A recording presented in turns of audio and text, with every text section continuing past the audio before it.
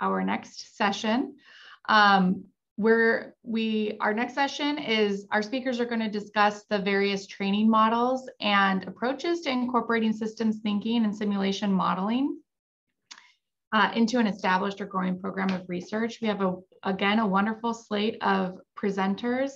We'll start with Nathaniel Osgood, who's a professor of computer science at the University of Saskatchewan, and he'll be followed by Jose Padilla, who's a research associate professor at Old Dominion University, and finish with Scott Page, who's the John Seeley Brown Distinguished University Professor, Complexity, Social Science, and Management at the University of Michigan. And I just want to note that the Q&A for each of these speakers is going to be moderated by some of our faculty members from our focused research program. And so Patricia Fabian will be moderating Nate Osgood's session. So Nate, why don't you go ahead and pull up your slides?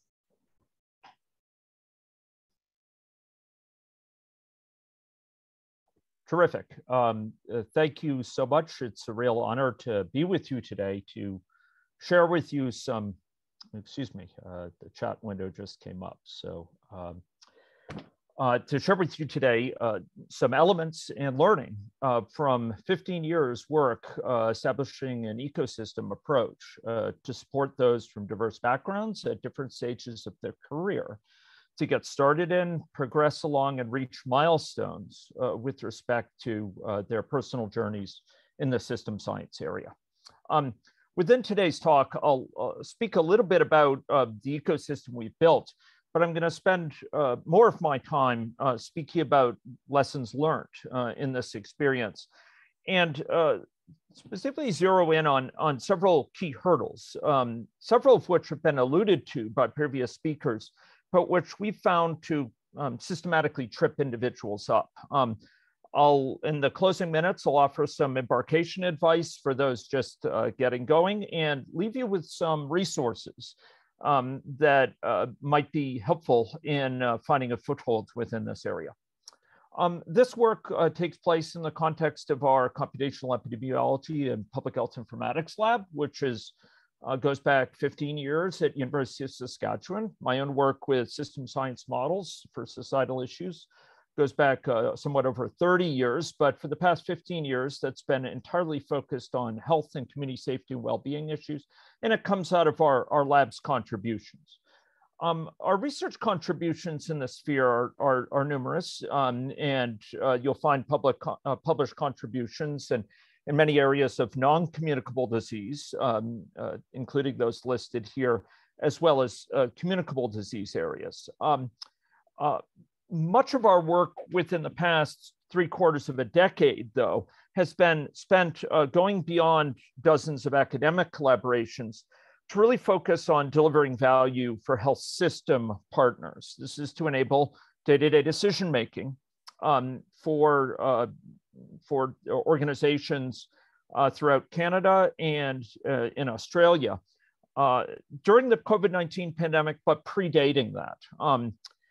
Whether at Ministry of Health levels of health authorities, for every province of Canada during the COVID-19 pandemic, and for 9 provinces for our First Nations reserves, our modeling provided those day-to-day pulses, which helped inform decision-making through contracts with the federal government, with particular provincial governments throughout the pandemic. Now, to support all of this, though, and in parallel with this research work, we built up this training and an education ecosystem. We're one node in the ecosystem, but there are other nodes as well, most notably in Australia at the Sax Institute at University of Sydney, and also at the Australia Capital Territories. This work on the training and education front has involved placement of a number of elements, all interconnected, that jointly provide a sort of wraparound experience for those getting started in the system science area. Earliest and perhaps most prominently, it involved boot camps. These boot camps come in many varieties, and I've taught dozens and dozens of them around the world. They run the gamut from what and why boot camps focused on informing an understanding of modeling, what it brings to the table, how it can work with other techniques for decision makers, to also provide support at different stages of the modeling process. For example, model conceptualization, formulation, and then incubation phases of getting a model going.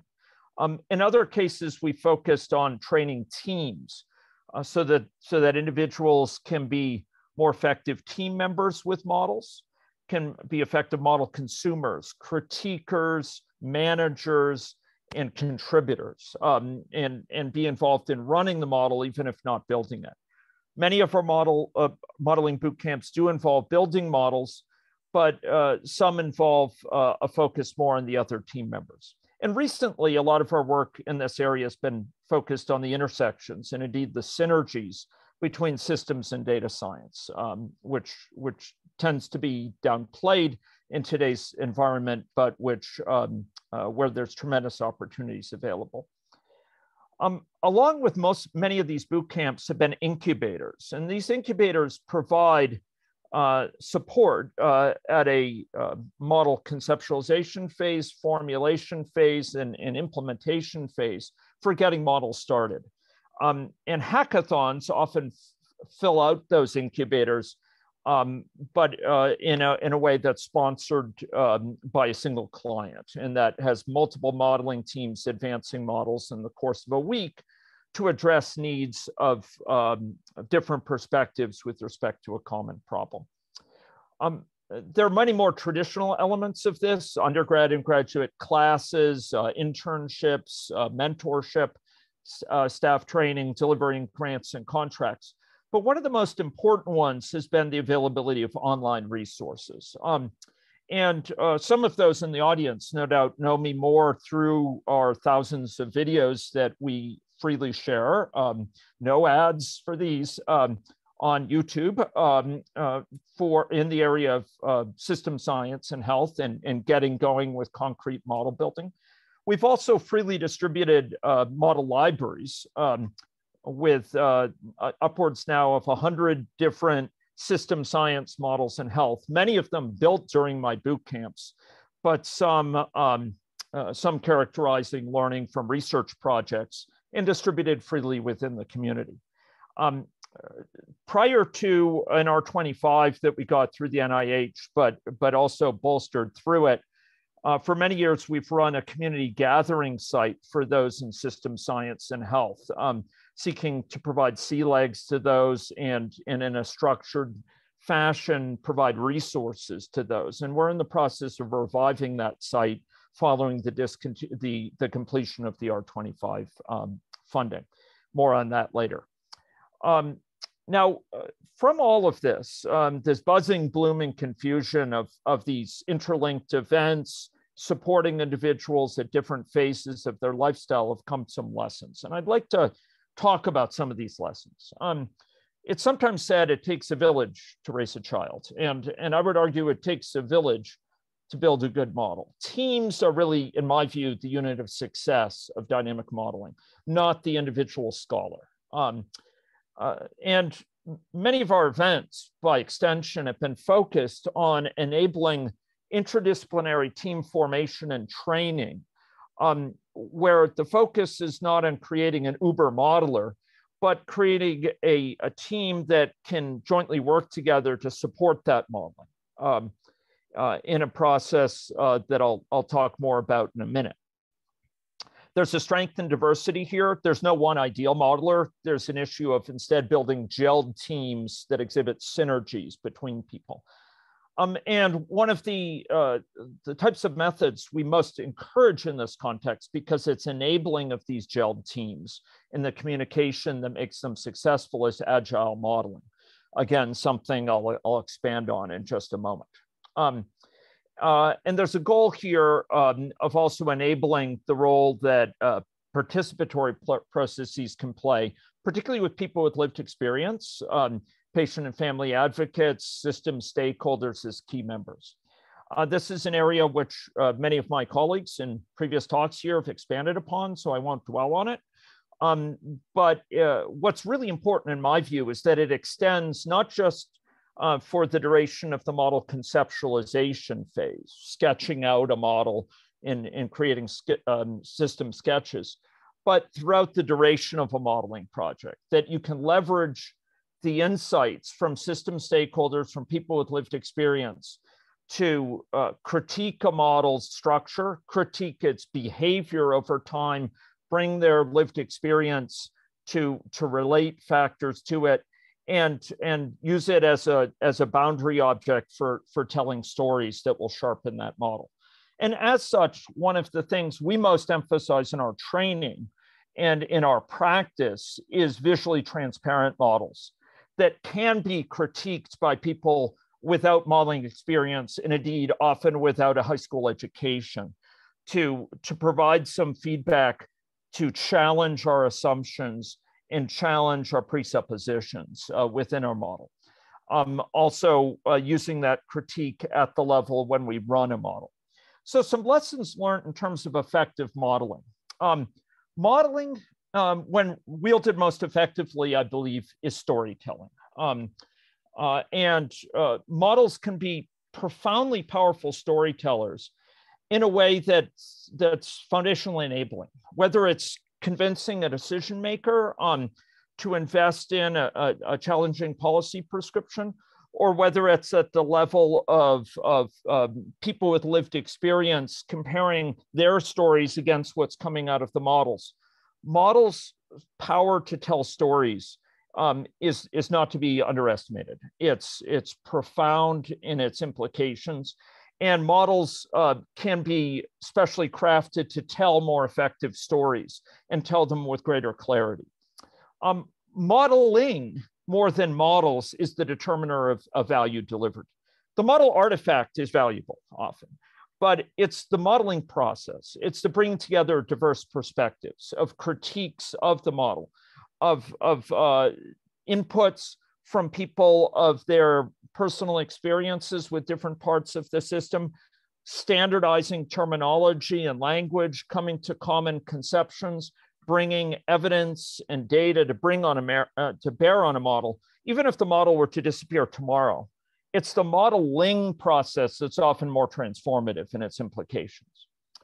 Models here, I believe, are best viewed as learning prostheses. In the words of my colleague, Jeff McDonnell, they're learning prostheses.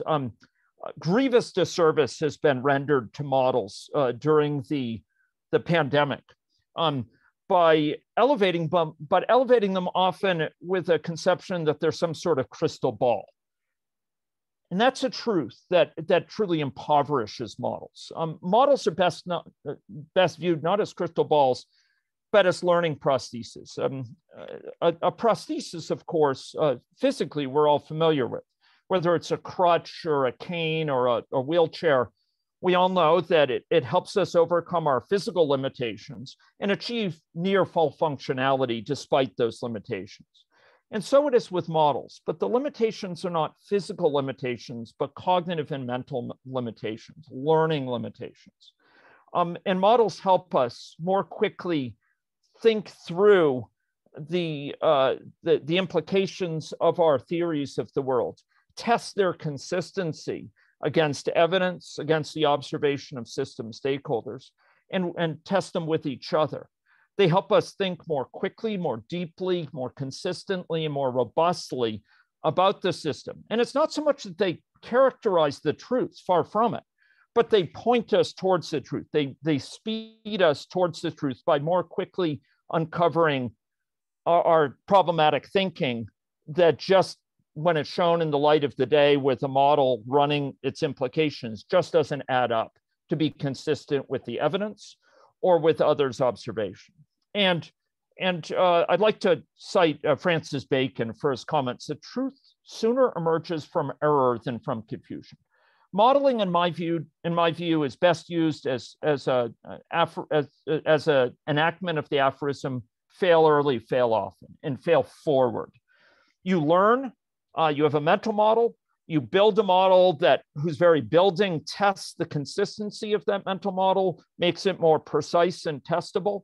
You run it, you test whether it accords with observations, and you collect more observations from the world, and where possible, enact changes to the world that, as Anna said, will further test the model.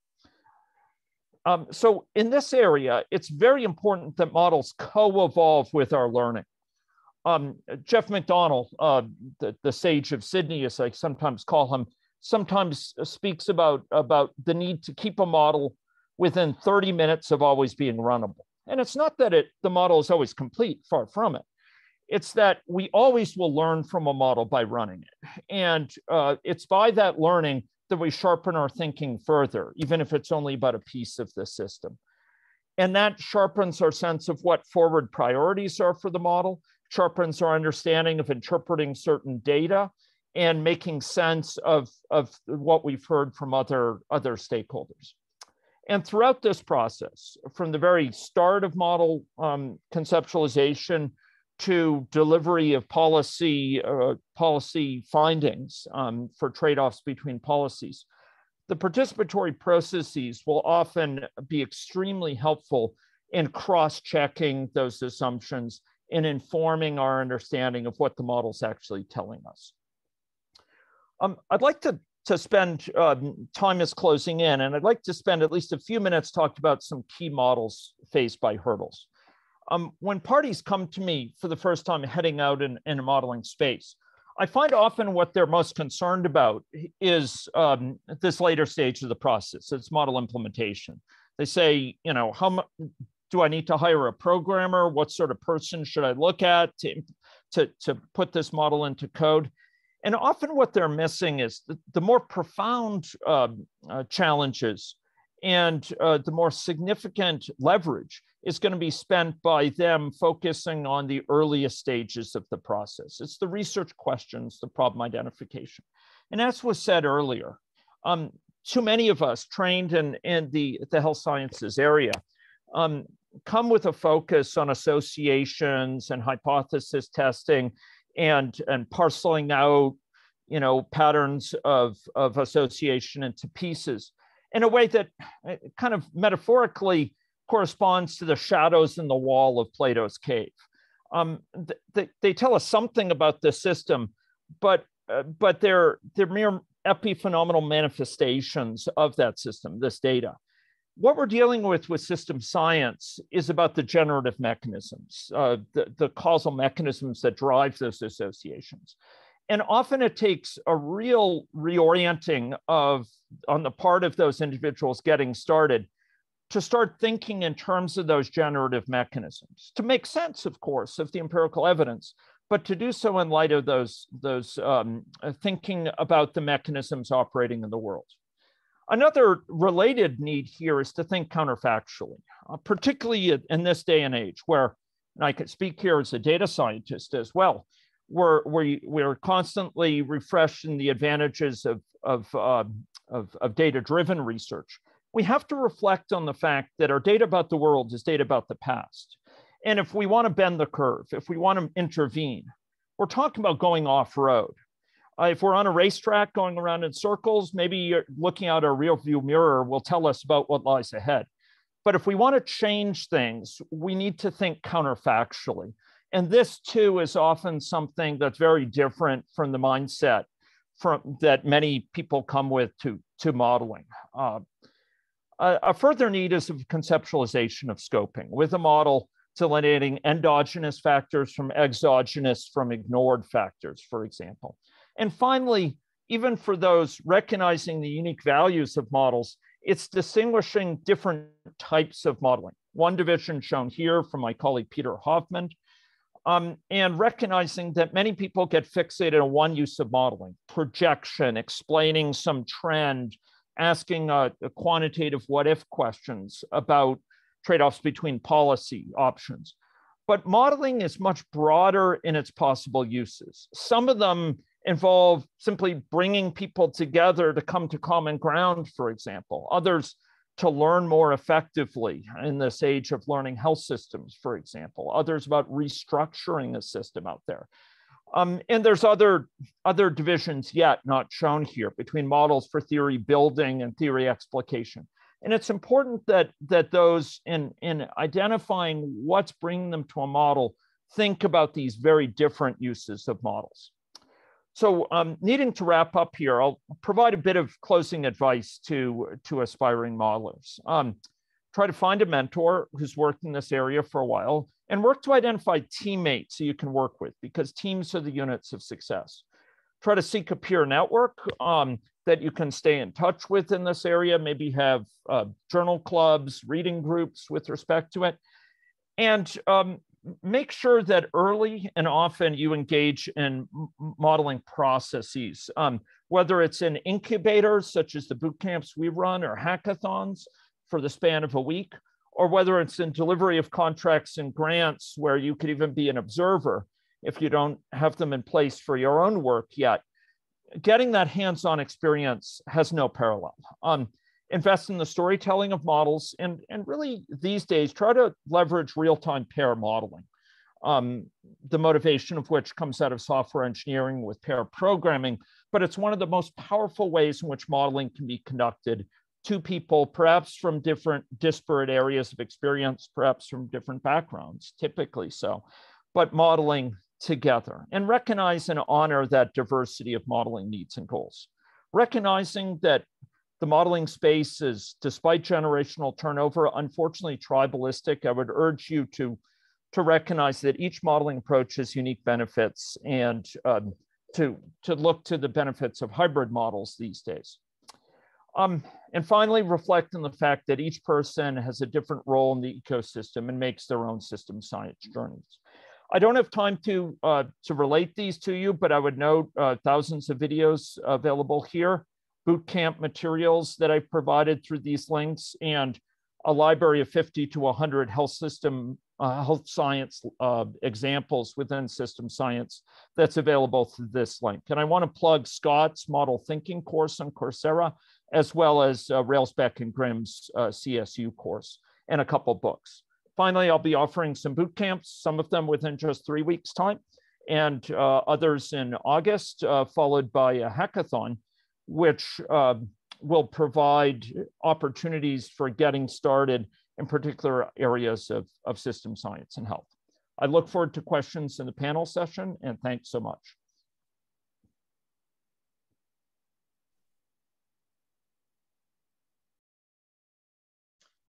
Thank you, Dr. Osgood, for a really fantastic talk. And I appreciate all the training that you've done over the years. I myself attended a boot camp some years ago. My first question, we have a couple questions in the chat, but maybe just kind of to start us off, is you gave a lot of examples where system science can work for public health, right? Anything from chronic diseases, infectious diseases, healthcare delivery, mental health, environmental health. Yet we are still struggling, I think, in public health to figure out how to bring all these models into our work. So as we think about the training programs, where do you, in the pipeline, do you think that we need to be focusing on raising awareness and doing the training to get people kind of to use system science in public health? Yeah, thanks so much for the question, Patricia. I think, like Anna, I feel really that has to be done very, very early on within the public health training sphere. I also think it has to be done in some sense beyond even the foundational courses, alongside epi and biostats, et cetera. I think the very recruitment of individuals into public health could really bear emphasis on bringing in individuals who have STEM background, for example, science, technology, engineering, and mathematics background, to enrich the perspectives of many of those going into public health. And we do find that there's considerable interest in that area, but a lack of awareness of just how much skills from that background would be valued and could be utilized within the public health sphere. And I think there's a bit of a publicity that could be built, particularly as new programs such as that at Michigan, such as those at University of Western Ontario and at Bordeaux in France come on board, to really highlight those opportunities for those from STEM background within the public health sphere. to enrich the set of skill sets available to public health practitioners. Hopefully that's helpful. Yep, it is. Thank you. So I'll just follow up with a quick question to that, because that is about training the next generation. But a question that I get a lot from colleagues is it too late for me, right? If you're mid-career, or if you're in advanced career, is it too late to be thinking and training about system science? So can you maybe talk about your experience working with more like mid-career? And yeah, I thank you very much. I think this is an important, a very important issue. It's one I hear a lot. It's also one where I think there's a lot of good news. And a lot of our work has been conducted with mid-career and even late career researchers, just getting going in system science, or participating for the first time or two within system science projects. And what I found is through the right partnerships and the right team embedding with other members of the team, those contributors can be extraordinarily valuable in shaping projects. It's not always, I mean, they typically won't be the ones with, hands on the mouse and keyboard to build the model, but they'll be the ones shaping model assumptions, shaping, model mechanisms, thinking explicitly about the research questions, aligning it with available data sources and lines of scientific evidence. They bring some of the most valuable resources to the table. And again, I think it's about recognizing the diversity of different roles people play on these modeling teams to build a good model. They're a very important component of the village, and they can contribute in a very important, a very central way to the success of these projects. I don't think it's too late at all. And I think, it often takes discussions on more of a mentorship basis to sort of steer them in certain ways, but it's readily done. Great. Well, that's good to hear. I'm going to read a question from the chat. This is from Shmuel Yerushalmi. I hope I said the name right. So this is, what opportunities has the COVID-19 pandemic created for improvement of computational epidemiology models in the treatment of different diseases? Yeah, thanks. So one aspect of my journey that I didn't touch on, we were seconded, a large part of my lab was borrowed by the health system for a year to year and a half. We were inside the health system for that time.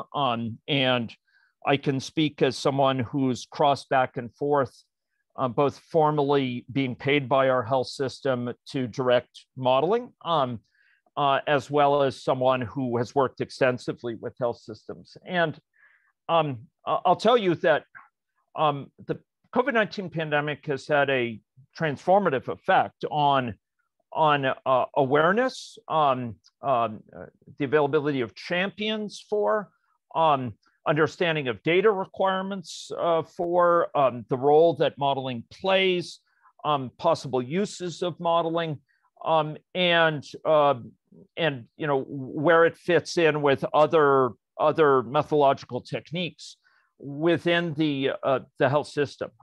That's not to say that understanding is always with the greatest of clarity or accuracy.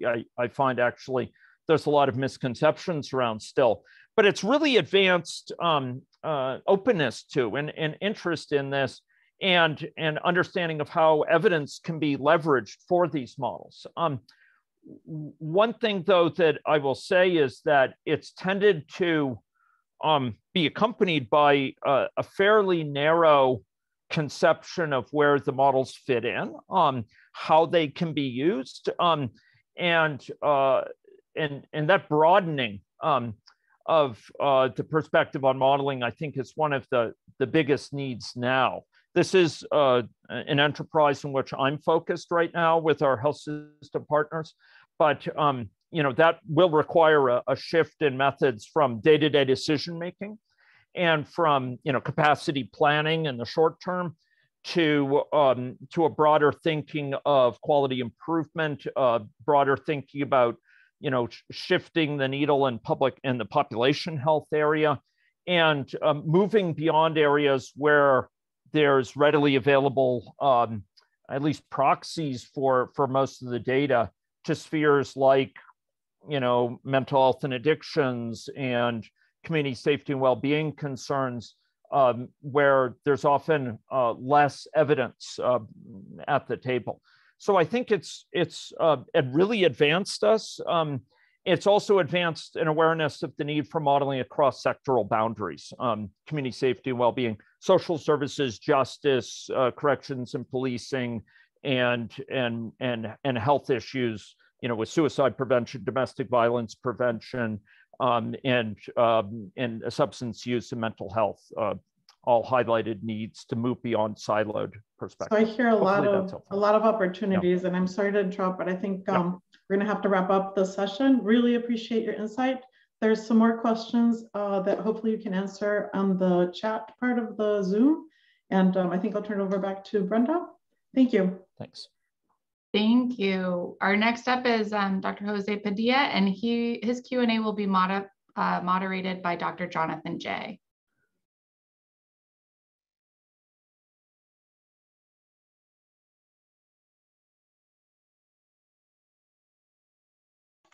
Okay. Thank you very much for the invitation. Can you guys hear me? Perfect. Thank you very much again. My presentation today, I'm going to try to focus it. FYI, I changed my slides yesterday. I decided to say something else today. So if I don't make any sense, please ask me later. The focus today is trying to share some of the methodological insights and challenges that we have gone through different modeling efforts. In the context in this case is the explanation of phenomena. We're trying to move through different efforts in terms of training students or collaborating with other colleagues that vary in the way that they do things. So again, the focus in between that modeling process, before going to the simulation implementation. Some acknowledgements, these are some individuals that have played an important role on what I have to say today, either directly or indirectly. In our collaboration we have had with social scientists, historians, engineers, computer scientists, etc. So thanks. So some things to consider. First, it's important to know that modeling methods and tools often don't consider non-modelers. In this case, I'm referring to people that don't rely on simulation creation or simulation modeling. So this is an important thing to realize as we move forward, in terms that in order for us to be able to collaborate with other individuals that are not in the simulation or modeling simulation community, it's important that we develop methods and tools that include them in the process. On the counterpart, we can say that non-modelers, they do modeling too. It's just that their models are different. So in that sense, it's important that we understand and we learn how to communicate, perhaps not on our own language, but trying to assimilate different languages. And last but not least, in this case, again, this can be an extensive list, but I wanted to highlight 3 important notes of this, is that dismiss epistemological and methodological difference at your own risk, especially when we're working in interdisciplinary teams. We all bring our own domains, we'll acknowledge our own domains, we'll bring our own methodologies, and that takes a process that is not only communication, but also it relies on building trust with the people that you're working with. Having said that, I'll focus my discussion on reference and conceptual model. Like I said, I'm trying to share some of the insights before we even go into simulation implementation. So traditionally, what is it that we do? Traditionally, we depart from a problem that is provided that either in collaboration with subject matter experts or simulation modelers that are knowledgeable of the problem. In this case, we're discussing work with epidemiologists, for instance. They're very knowledgeable about the problem that they're trying to model, and they build those models. So this usually traditionally how we flow in this, in the terms somebody departs, there is a problem that we need to address, there is a simulation model that addresses that concern or problem.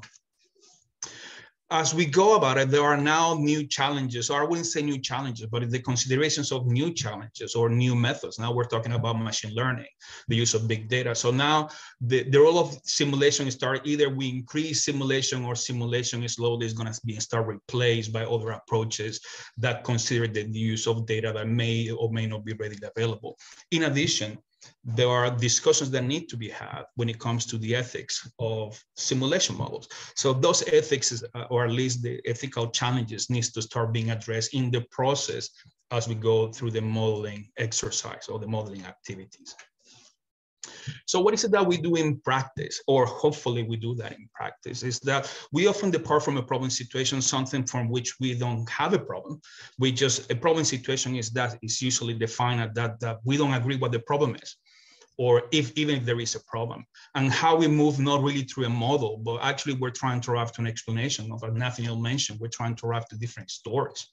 So at the end of the day, we rely on different methods, on different tools that allow us to, let's say, machine learning, simulation, access to quantitative data, discussion on ethics, and discussions on big data. So now we have a process, a modeling process that may contain all these different activities as we move from problem situation and the process of formulating a problem and implementing solution, in this case in a simulation form, in order to be able to develop explanations. Ultimately, we don't care, kind of what Nathaniel suggested, is that the simulation implementation is just an artifact.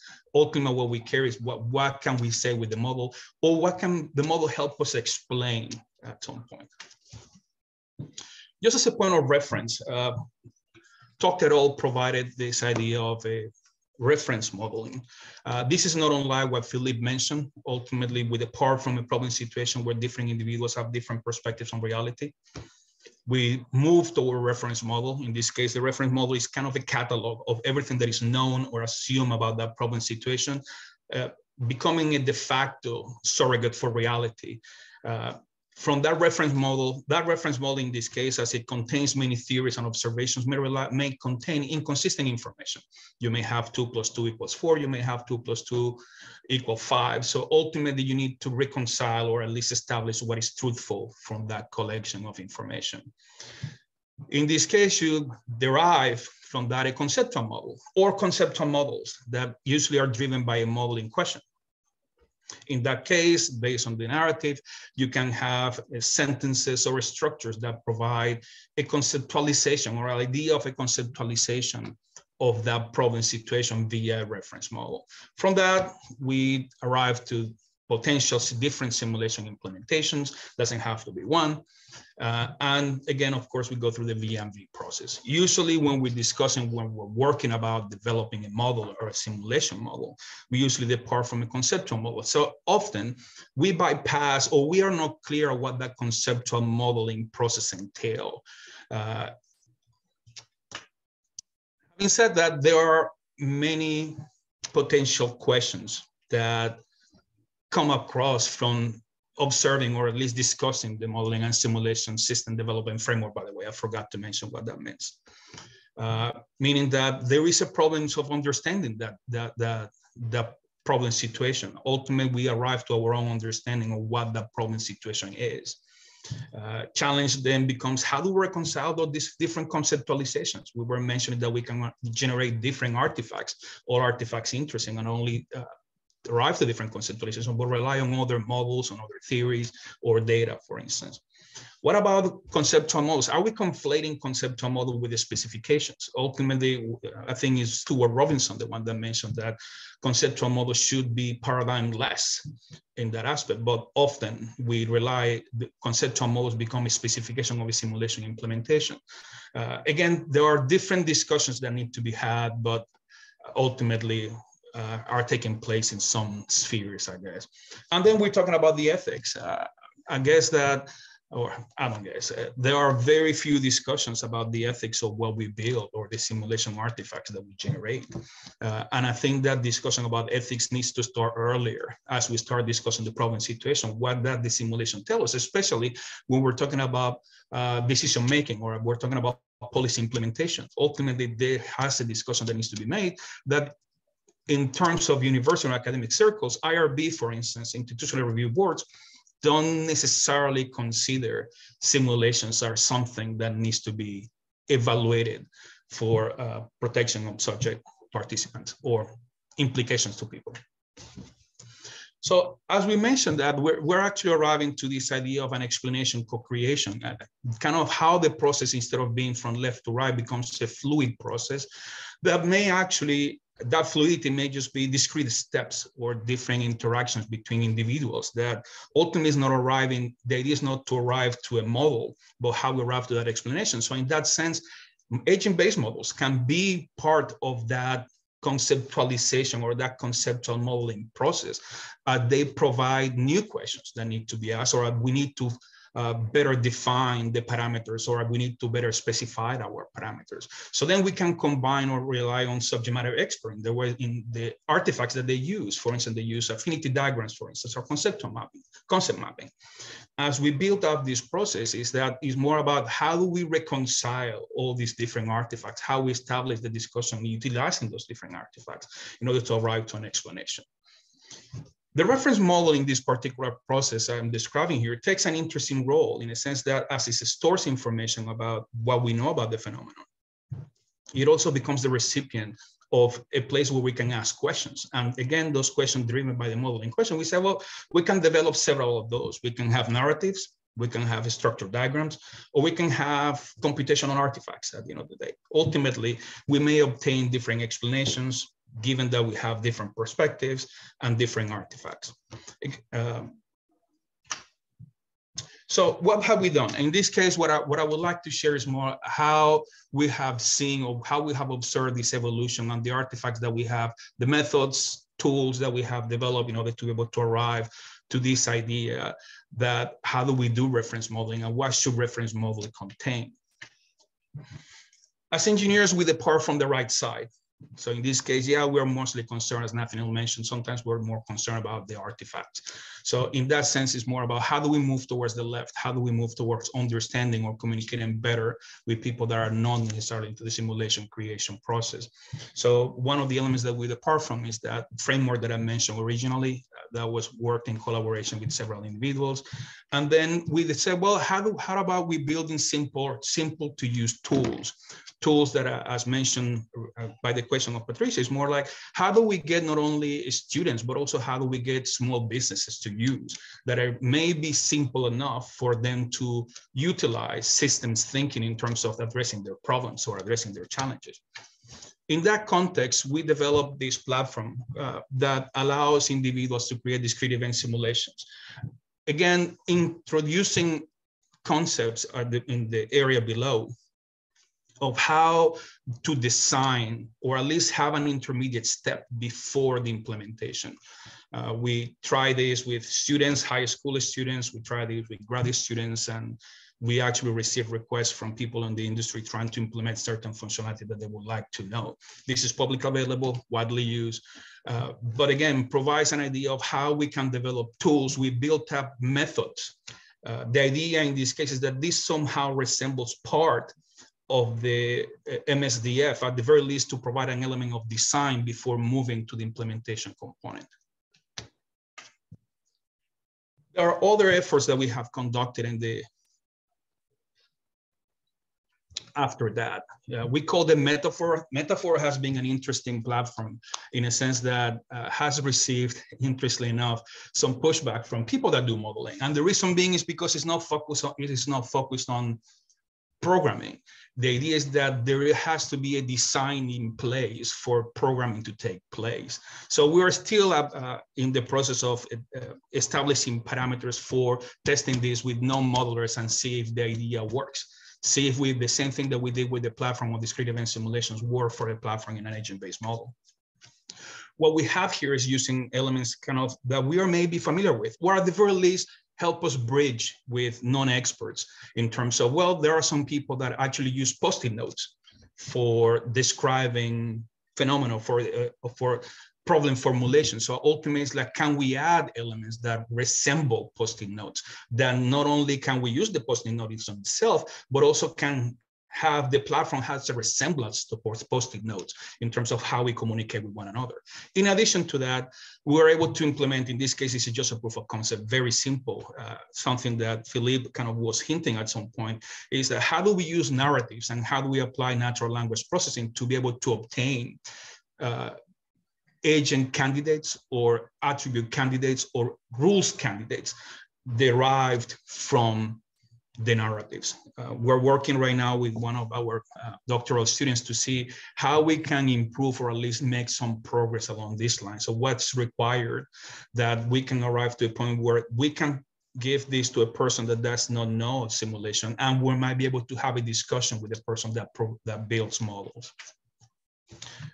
In addition to that, then as at some point we came to the realization, well, ultimately, how do we do reference modeling? How do we do conceptual modeling? In a matter that is not a problem, but we venture in that level of problem situation, in that challenge where it's difficult to address.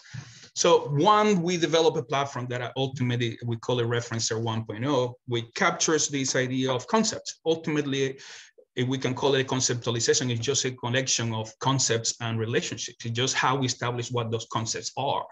As Nathaniel was mentioning, that, well, one of the concepts that we need to grasp, or at least one of the ones that we need to identify, are the mechanisms that we have to deal with. The how-to are important in the process of how we develop models. In that context, we need to identify what are the actors, the relevant actors, and we need to identify what are the actors. Keeping in mind that, as I mentioned, the identification of actor factors and mechanisms is without the consideration of any particular simulation paradigm.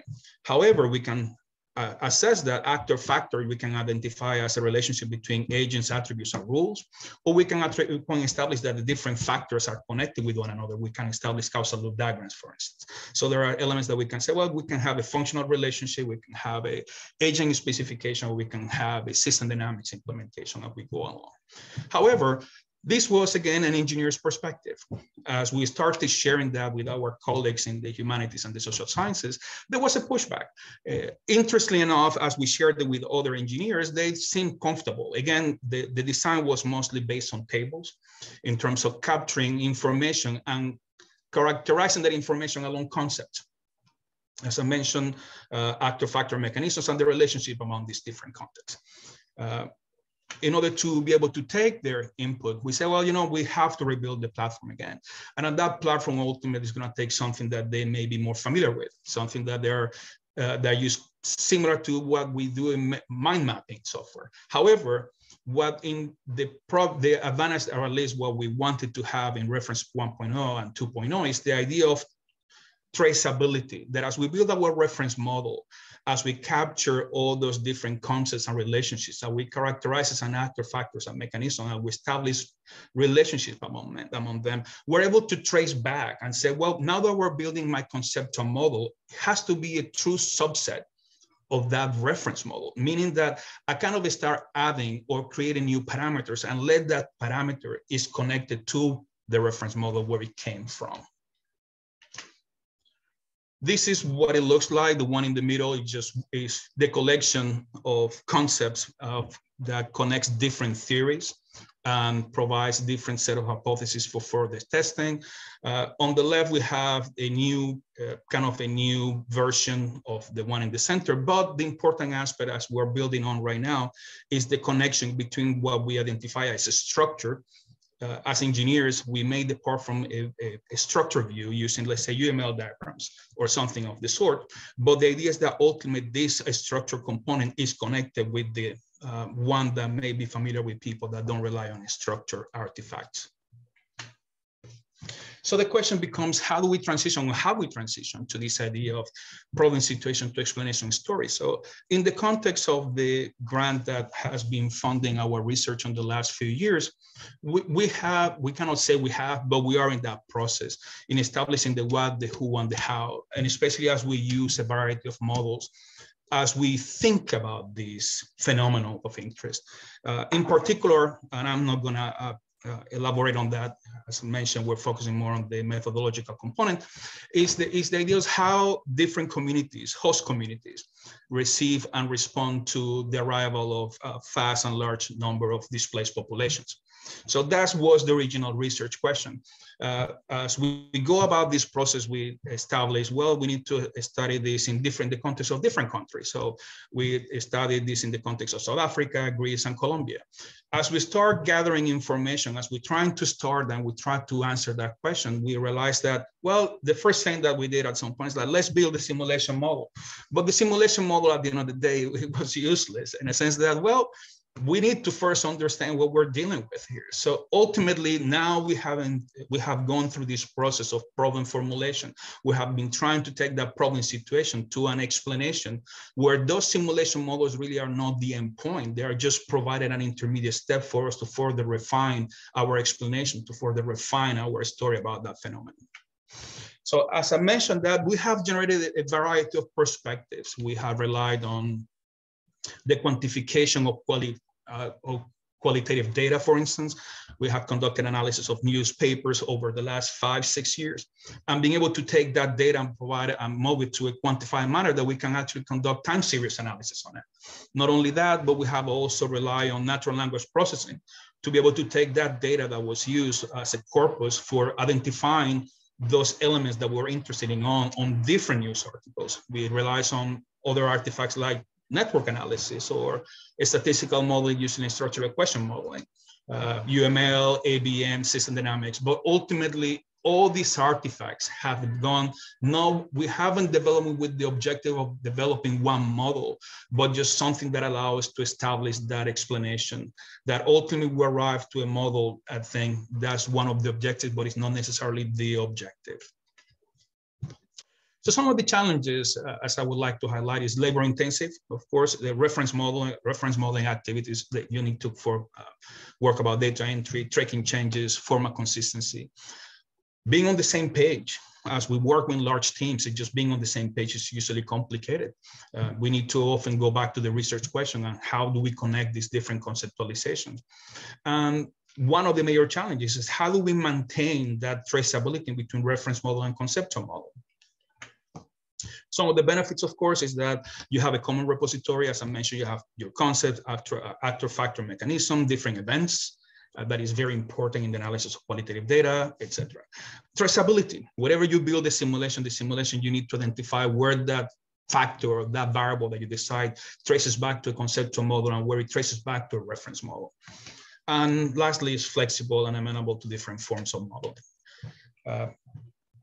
Some of the elements, modeling often gets bypassed by simulating. So we are usually focused, as I think Nathaniel mentioned, often we're focused more on the simulation more than a modeling process. Simulation can aid the modeling process. Reference model and conceptual model, while labor intensive, may reduce the simulation creation complexity and effort. Important to know that any effort in terms of transdisciplinarity or interdisciplinary research is complicated. Awareness and knowledge of others' perspectives is required. Establishing trust with others is a matter that doesn't need to overcome overnight. The reconciliation of perspectives is usually something that takes time. Ultimately, modeling, I think that what Nathaniel mentioned at some point is it takes a village, so it really becomes a social process. That's all I have. Questions? Thank you so much, Dr. Padilla. That was incredibly interesting and useful, and very appropriately, you gave us a really clear artifact for understanding this process from problem to simulation model, or from question to storytelling.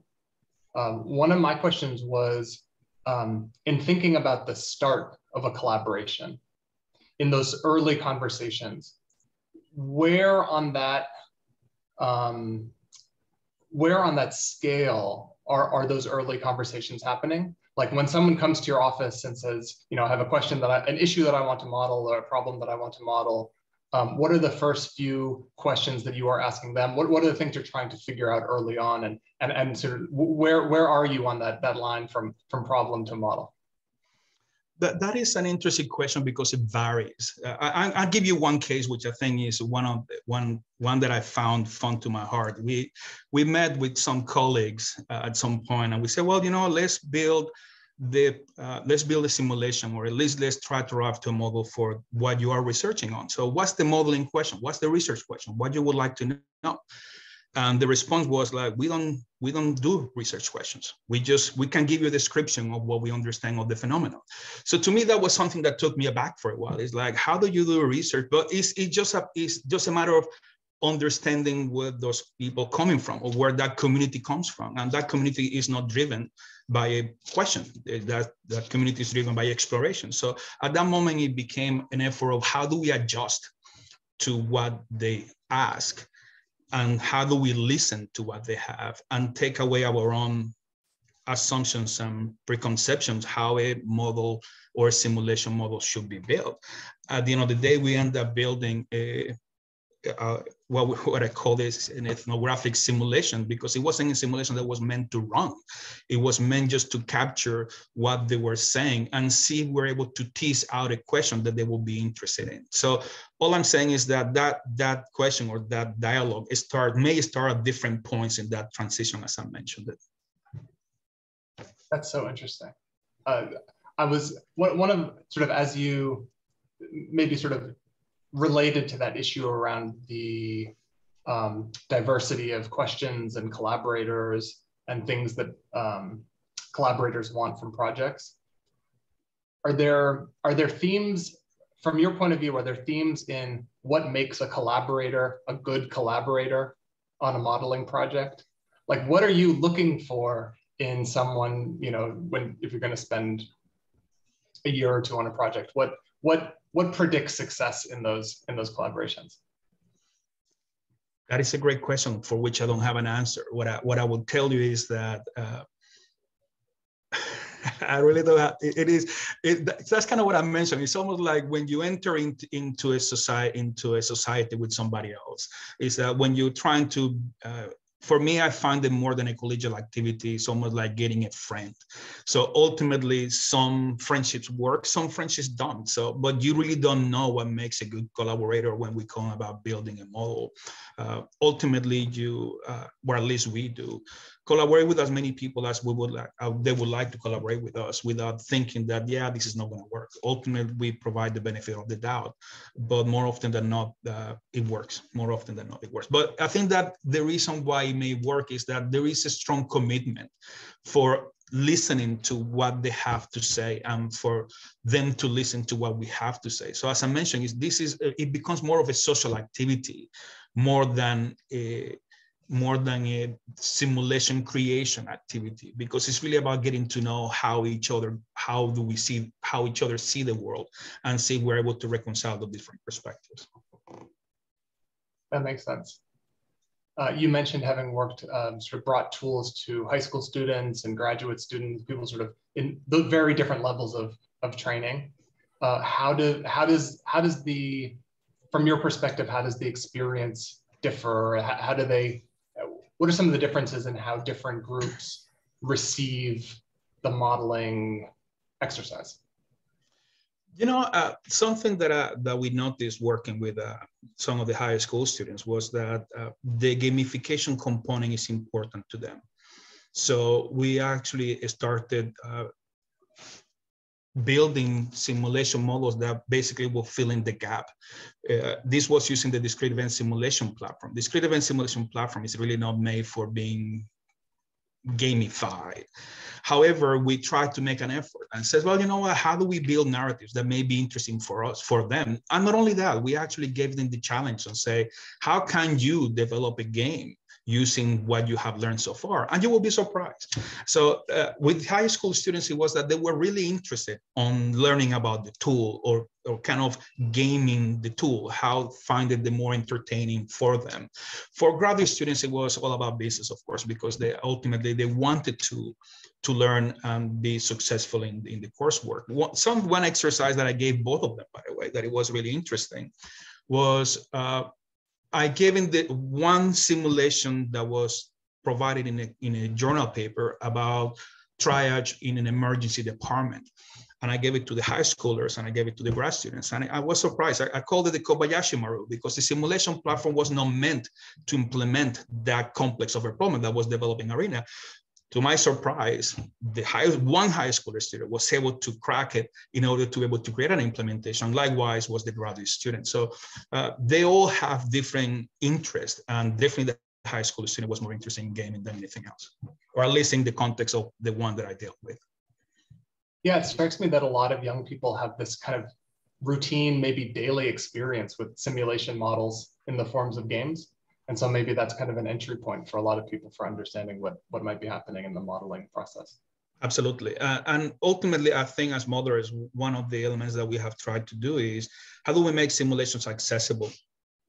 I would like to see a point where simulations are just normal for many people to use. So one of the elements that we did with the discrete image simulation was simpler to implement, and there is simpler to implement for people that than an AVM, for instance. So it's easier for us to reach out to a larger population. Well, thank you so much for these comments. We could keep going, and we hope that participants will keep going by asking questions for you in the chat. If you could keep an eye on that. And with that, I'll pass it back to Brenda. Thank you. Next presenter. Thank you. Thank you so much. Dr. Scott Page is our next speaker, our final speaker in this session, and the Q&A will be moderated by Dr. Colette Nkube. Great. It's great to be here, and hopefully this will all work. So what I want to talk about today a little bit is both agent-based modeling and modeling in general. So a brief outline of what I'll do in this 20 minutes is first talk a little bit about why we model, and then give some perspective on, because the things that we're modeling are so complex, how we have to sort of go at it in a way with a goal of achieving collective intelligence. Then I want to build on some themes that a bunch of people have already brought up today in dealing with these incredibly complex problems. What we have to do is kind of, in some sense, slice off and intersect different sets of models. Then I want to talk very briefly about another theme that's been kind of running through a lot of these talks, the need for diversity and inclusion in constructing these models. And then I'm going to show you a simple example of something I like to call sort of like the Borgian hypercube, just this idea that one way to get started in this, in terms of, sort of adopting this sort of systems mindset, is to just start small and then build up from these small models to bigger models. So very quickly, why do we model? So in my book, The Model Thinker, I categorized a bunch of different reasons that a bunch of people over time in history have given for modeling. One is to just get the reasoning right. Another is to explain phenomena. Third is to design systems. A fourth is to communicate what we're thinking. A fifth is to sort of guide action. Sixth is to make predictions. And a seventh is just to explore. I mean, I think this is a very pragmatic group, but one of the real benefits of agent-based modeling is just kind of playing around in these spaces. We only have one physical world to look at, right, and experiment with, but we can just create all sorts of different artificial worlds and explore those. Now, one of the things that we've learned over the last, I would say 20, 30 years, is that many models are better than a single model. So with that in mind, here's, I think, a very key insight. A new modeling approach need not be better than another model to add value. This is not a horse race. It's an ongoing conversation among diverse models. So if you're really good at one type of modeling and you think, like, there's no way I'm going to be as good at agent-based modeling as I'm at my current type of modeling, that's probably true. However, you don't have to be as good in order for agent-based modeling to help you. Let me show that in a very technical way for one of the 7 reasons. So one of the reasons we model is to predict. So there's something that I like to call the diversity prediction theorem that says this: if I have a collection of models and look at their error, it's going to equal the average error of the models minus their diversity. So this is how you'd write it formally. C is the sort of prediction of the average prediction, the crowd. Theta is the truth. And you can, just write out this simple equation. There's not much to it. But here's where this matters. If you take real predictions by real scientists, there's 28,000 forecasts by professional economists on 6 indicators, what you see is this. So this red line is just benchmark 1 as the error of a random economist. If you average 2 economists, your error falls down to 0.93, you do 7% better. But here's what's really kind of amazing. The very best economist in this data set, and it's Abby Cohen from Goldman Sachs, and some of it is 10% better. That's the purple line that you're seeing. So she's 10% better than an average economist. But it turns out if you just take 3 random economists, you do better than her. But kind of more surprisingly, if you take her, who's 10% better, and the second best economist, who's 9% better, and average them, you do 17% better. So the idea is this, is that if I'm trying to predict something that's very complex and I have models that are different, the average of those models won't do as well as the average of the two models. It'll do better than the average of the two models. And the amount by which it does better will depend on the diversity of those models, how differently they predict, right? This is kind of a fancy way of saying negative correlation is good. So if agent-based modeling is very different than what you've been doing, that means you don't have to be very good at it for it to be helpful for you in the things you'd like to do. That's not like an opinion. That's just a simple mathematical fact, in the same way that like leg squared plus leg squared equals hypotenuse squared, right? Each one of those models is like a leg. If you can just make that agent-based model leg a little bit longer, your hypotenuse is going to be longer. So how do we think about this, right? So there's two metaphors that have been kind of playing out. So let's take two and then kind of combine them. One is the elephant, one is the pig, and I'm going to combine them to collective intelligence. So the elephant metaphor we've heard is, look, you can't carve nature at its joints, right? The pig model is, there's lots of ways of seeing the whole pig. You can see it as food, as a patient, as inspiration, as income, right? And so you've got these kind of crude models of the whole versus precise models of the part. Science is kind of about collective intelligence. So any one person or any one group, that's this kind of human capacity can cover parts of it. And so what you're really trying to do is kind of like have overlapping maps and ways of seeing. This is how we get at or have some hope of achieving what we might think of as collective intelligence. Shameless plug. We just started a new journal of collective intelligence, and I would love articles to be submitted. So please submit. Teams, teams, teams. You've heard a lot about putting together these research teams. Why? Teams are better. If you look at every piece of academic research ever written, and you ask, what are the odds of writing a paper with 100 citations? Teams are 4.5 times more likely to write these papers.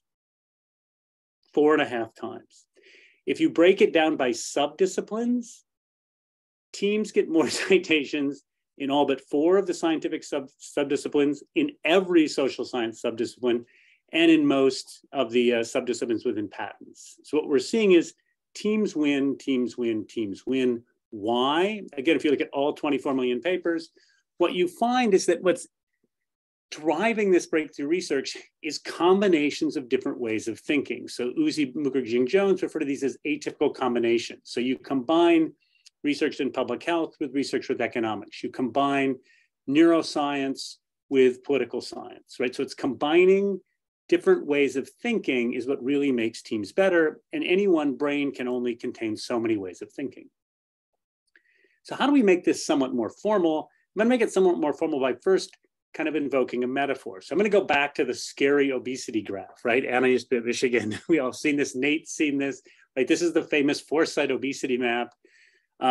People often throw this out as like the giant spaghetti map, but the thing is, this is a really impressive bit of research. And if you dial down on this, what you see is that this isn't one giant complex system. It's really a complex adaptive system of systems, right? And this was brought up in Felipe's spectacular talk, where one way to think about this is that there's kind of a media system, a social system, a psychological system, an economic system, right?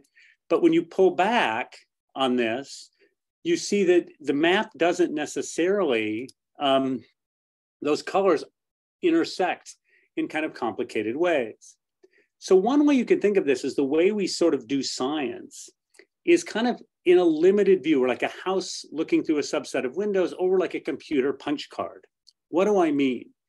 So what an economist does, I was trained partly as an economist, is there's just a set of variables you think of. You think in terms of like prices and incentives and preferences and supply and demand and those sorts of things. You kind of take your economic framework and you put it over that giant map. So you're sort of seeing a narrow conception of the world. Then what we do, and this is kind of the coin of the realm within economics, is we look for some sort of causal effect, a perfect, experiment, a perfect controlled experiment, right, or natural experiment. And what we might find when we do that, if we're looking only through the economic lens, is that a lack of self-control has a causal effect on weight gain. We may publish the paper, we may be all proud of ourselves, and we think we've explained it. However, as we heard from Nate, as we heard from Anna, as we heard from Felipe, as we just heard from Jose, there's other lenses, right? So a sociologist has a different computer card. A medical professional has a different computer card. When we lay each of those on top of one another, we get what Elaine Landemore and I call positive dissensus. And now we see not so much that the economist was wrong, but the narrowness in their view is going to make their model less successful for all the reasons we want to model, whether it's to predict, design, explain, communicate, act, explore. Any of those 7 things, their model's incomplete because of the narrowness. Let me unpack why. Lack of self-control does in fact have a causal effect on weight gain. However, lead in the water and stress, 2 things that medical professionals would think of right away and economists probably wouldn't, have an effect on lack of self-control. So what is really the true driver? But it was also mentioned, these aren't, as Felipe mentioned, these aren't simple causal chains. Lead in the water also leads to violence, so does stress. Poverty leads to stress, which leads to violence. And there's all these sort of linked causal loops, right? And lack of self-control leads to violence, and violence leads to lack of self-control, and those contribute to weight gain. So what you get is a much more complex picture by looking through all these different disciplinary lenses. Now, people have also talked about diversity and why you need your teams to be diverse, not just in terms of disciplines, but also in terms of identity.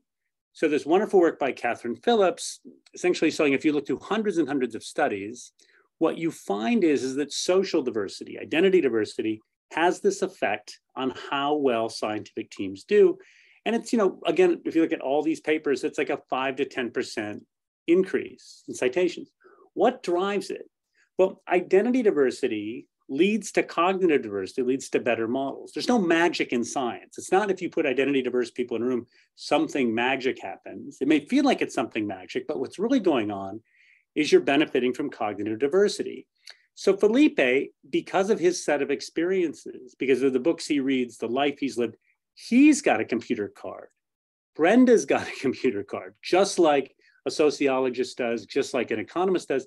These are informed by their disciplinary training, but it's also informed by their experiences. So what you end up then is like, oh my gosh, how do I do this as a modeler? What do I do if I've got then all these different models I construct? Well, the short answer is you kind of construct simple versions of all of them, play with them, explore. And I think as some people have mentioned, some of this stuff you can publish, some of this stuff you do videos for, some of this stuff you use in your classes. But the goal here is for you to develop a deeper understanding. Some of what you do will lend itself to traditional scientific publications. Others just can be repurposed for other uses. There's a danger though, right? If you make this thing too big right away, and this is the famous, Borges quote about the map being the size of the scale of the country. And the guy says, look, we've never spread it out because when we did it, covered the entire country and it shut out the sunlight. So now we just use the country as its own map. So the point here is you can make your models too big. So the Borgian hypercube is this. Imagine you've got all these different models there. You can start on the lower left-hand corner where you have no model, and then you try this model, you try that model, you try the other models, then you try combinations of models. So you can think of those computer cards, whether they're personal or whether they're disciplinary, and kind of layering on top of one another, and kind of like, as Nate so beautifully put this, it's kind of like an almost agile sort of approach where you just keep adding and subtracting and combining and try to figure out, okay, which one is developed, is sort of given our purpose. Are we trying to design? Are we trying to act? Are we trying to predict? Are we just exploring? You can sort of figure out which way to work all the way through this. Now you could say, why don't I explore all of them? The fact is you typically can't. There's now some advances in machine learning where you can sort of like do an exhaustive search, but typically to really get understanding, you can only play with maybe 5 or 10. Let me give a very simple example. I hope this will work, and then we'll go from there. So this is a website, and I'll share the link in the chat, that I put together for some people looking at inequality and community health. And so here's how this works. You can think of on the horizontal axis as kind of economic well-being, and on the vertical axis is kind of health outcomes. Now, what I've plotted here, the blue dot is the average. The green dots are the paths of individual people, And red dots are, you just highlighted, and red dots are the whole population. If you look at these, you'll notice the blue dot doesn't change at all. And one of the things we get from agent-based modeling, which was my purpose for this talk, is that means can be really misleading, right? Because the mean never changes at all in this simulation, and you see things moving in each direction. But what's going on here? Okay, so what's going on here is this, and we're sort of going through, there's socioeconomic well-being and there's health. And you can imagine a population that's doing really well will be in the upper right. Population that's doing really poorly would be in more towards the bottom left, right? And so in this webpage, I talk about why systemic inequality differs from additively separable disadvantages. So suppose there were kind of separable effects. What you'd imagine is if you're in a bad system where there were sort of things that were causing poor health and things that were causing poor socioeconomic performance, everybody sort of moves in the same direction. So everybody's sort of moving down. But if I were constructing a real model, what I'd do is I'd say, well, you know, there's kind of socioeconomic status affects health, health affects socioeconomic status, the environment affects health, and peer effects affect maybe socioeconomic status as well, right? Because you do well if your friends do well. Well, if I throw all those things in a model, I get something that's incredibly complicated and I probably can't make sense of it. So this is what I mean by the Borgian hypercube. Before I just start constructing a model with all sorts of arrows and boxes and then say, whoa, this is confusing, what it makes sense to do is to deconstruct using the Borgian hypercube. So I'm calling this complex systems methodology here, but thinking of there being building blocks of inequality. So let me explain what I mean. So first, let's just construct a simple agent-based model. By the way, this is approximately 7 lines of computer code. So if you think you can't do this, this is not very hard. So the one on the left is saying, suppose health status affects socioeconomic status. So I start with a scatter shot.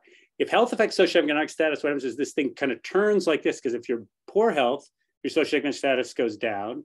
And if you're good health, it goes up. So you can see the person in the green moves to the right, right? So it's just kind of like pulling in these directions.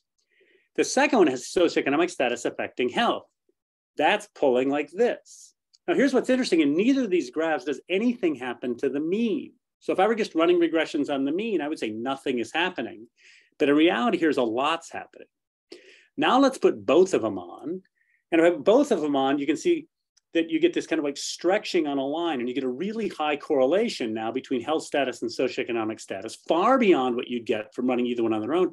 But you also see, look, there's two different, the mean doesn't change, but I get increasing inequality because one person does really well and one person does really poorly, right? So the green, upper green line, that person's on a path to success. And the lower one, that person's on a path to less success. Now let's think about, again, building blocks, Borgian hypercube. Let's just think about, what if socioeconomic status has positive and negative, positive feedbacks with itself? So if you're high status, you just kind of do better economically. If you're low status, you do worse. What that does is pulls all these dots apart. Nothing has happened to the mean, but right, I'm pulling these dots apart. And this is where agent-based modeling is different than compartmentalized systems dynamic models that works off means, right? This is working off population. I haven't changed a mean at all, right? But you're seeing this pulling. Okay, now, what about peer effects? Let's suppose peer effects affect socioeconomic status. Like, I'm going to kind of match, my friends get A's, I'll get A's, my friends get B's, I'll get B's, my friends get C's, I'll get C's. What you see is on this sort of economic well-being dimension, now I kind of get like 3 lines, right? Because people are sort of bunching, there's an A group, a B group, and a C group.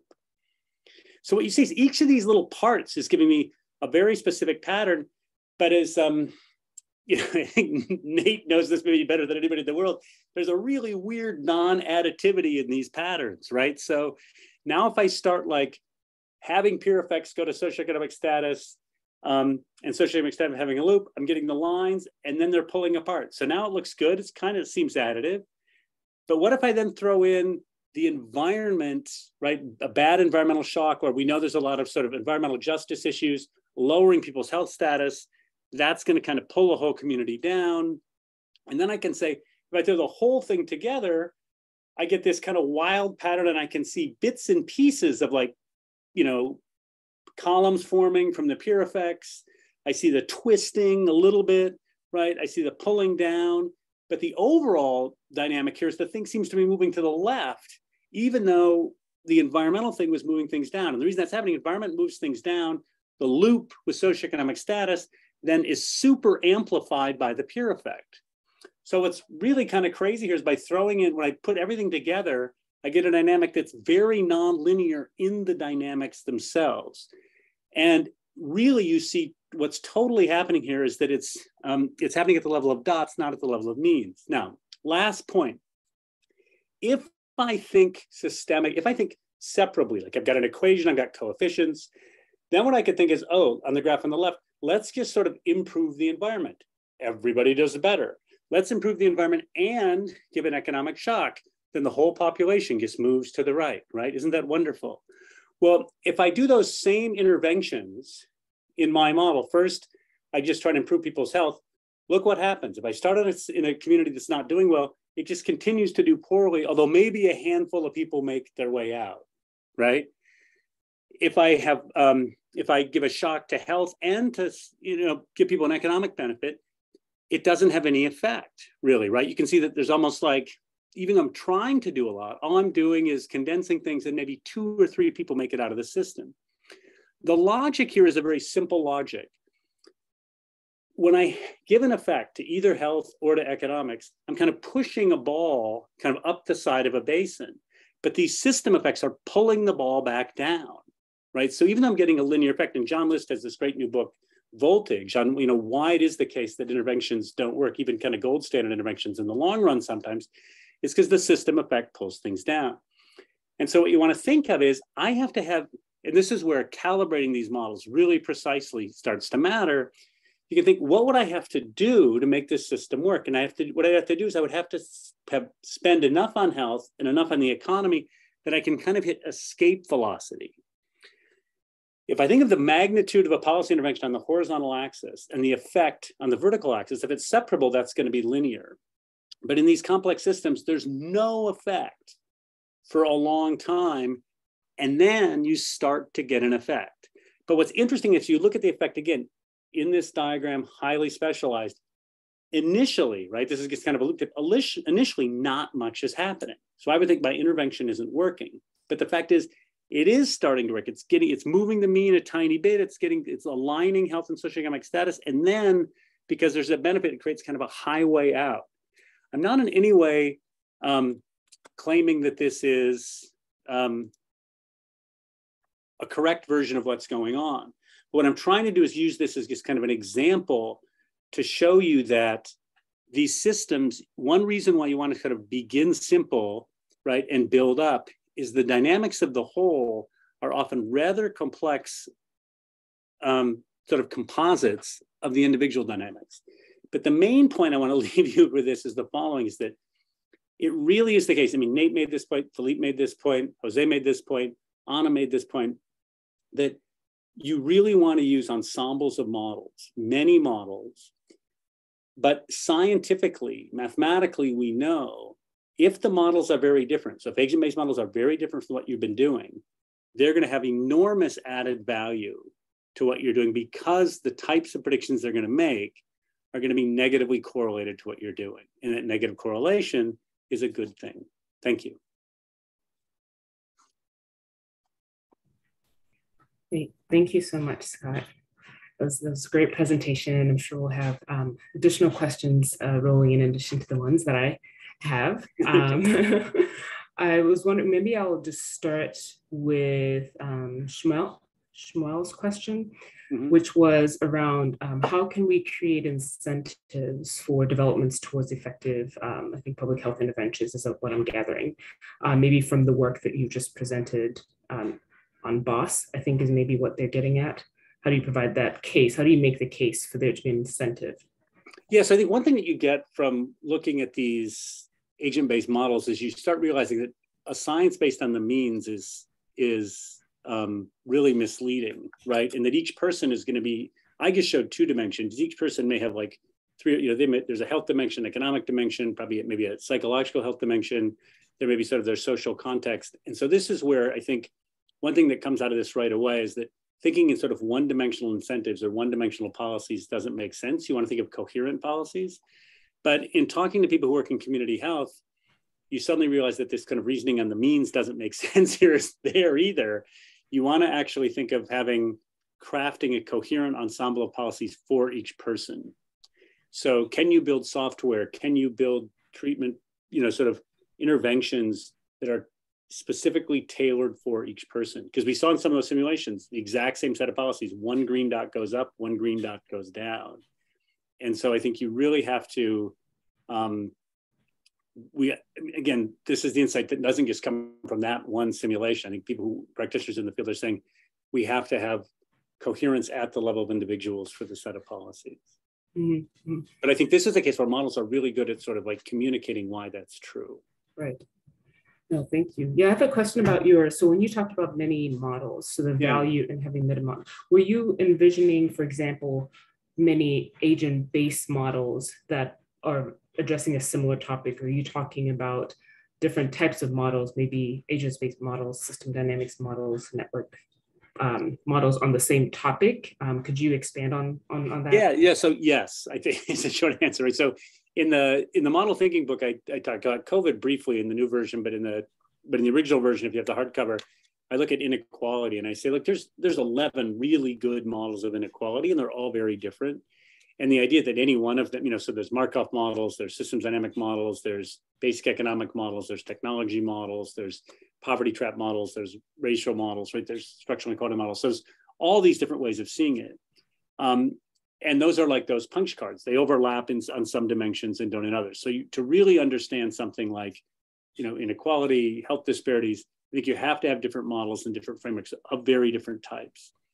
Agent-based models create a bit of a problem because there's so many free choice variables. So if I'm writing down a standard economic model, I might not need that many of those. Whereas if I'm writing down agent-based models, I probably need, relatively speaking, more, right? Mm-hmm. Because there's just more degrees of freedom. Yeah. Oh, no, go ahead, sorry. Nope, I'm good. Yeah, so more of a, maybe, I'm not sure if it's a methodological question or a conceptual question. Yeah. So when you have these models now, and so you tying this in with the diversity of the team with regards to maybe methods first, maybe training. So you have these different types of models, the many models that you talked about, being able to then synthesize them in a way to learn from where there's overlap and the lack thereof, right? Getting at your punch card image, like what skills would be required on the team to be able to make those comparisons and also that synthesis from the breadth of models in the area? It's a great question. So I cheated a bit in the sense that by using the lead in the self-control, lead in the water, right? Because economists may use a different terminology for self-control than people in the medical profession, than people in psychology, than people in sociology, right?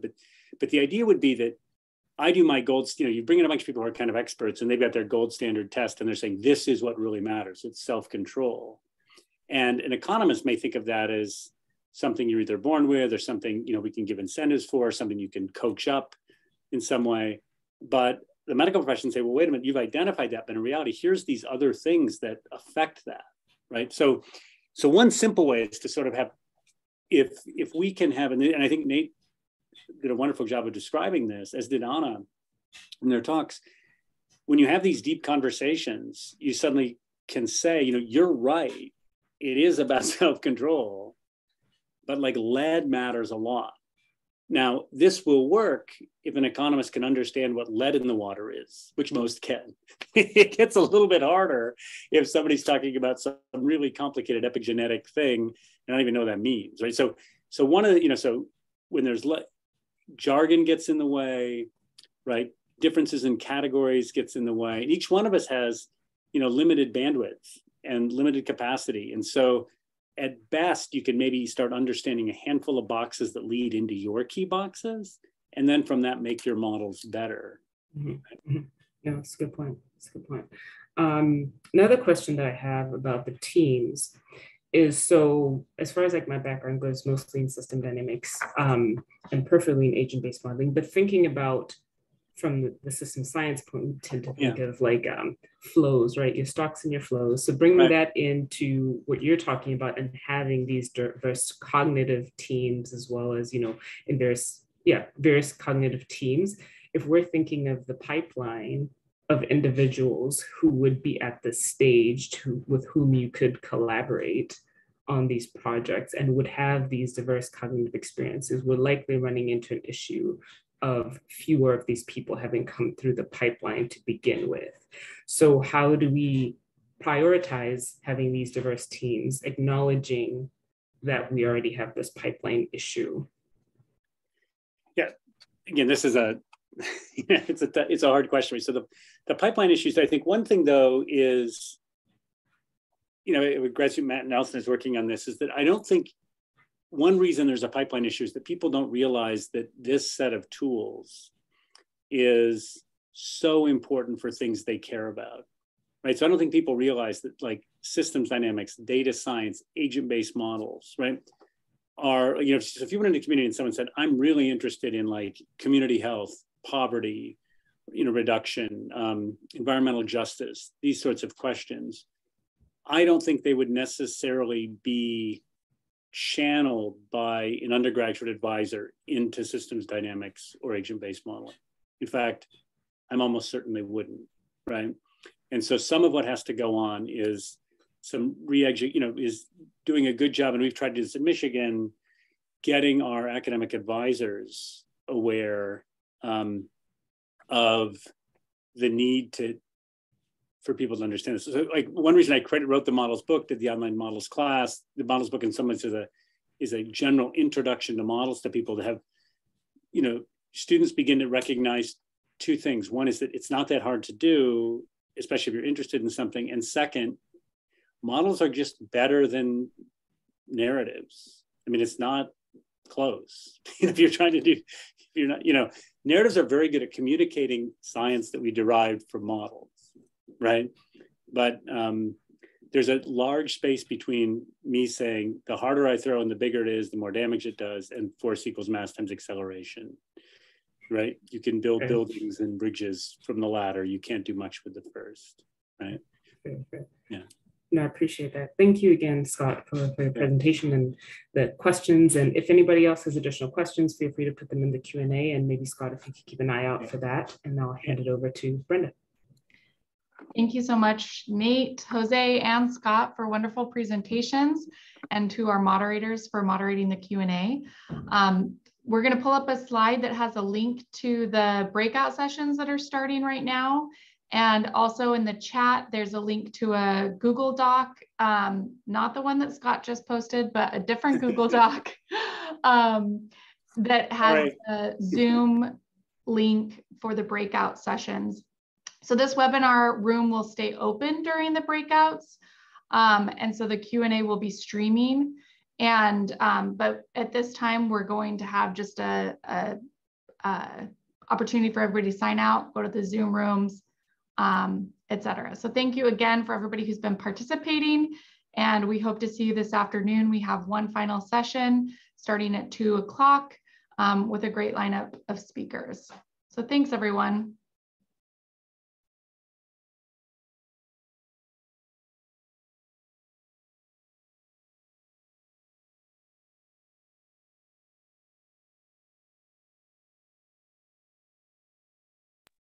Nate, it's good to see you.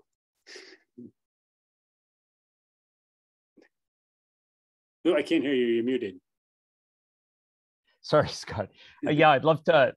It's wonderful to see you. I found so much of interest and learned so much from your talk. It was awesome, as normal. I'd love to chat more. I'm responsible for one of the breakouts, so okay, all right.